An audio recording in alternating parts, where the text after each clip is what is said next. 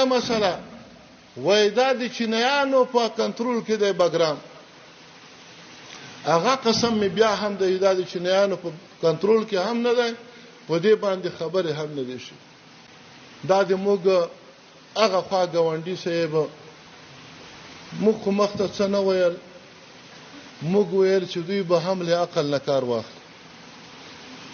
د ټي ټي پی او د پاکستان په مذاکراتو کې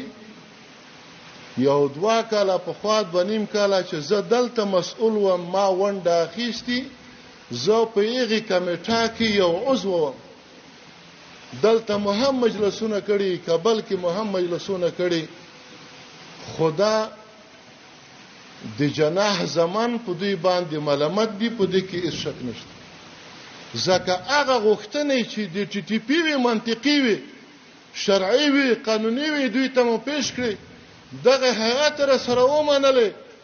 خو الته د اجړګانو په شکل کې چې ګرځي لکه محسن داوړ او نوره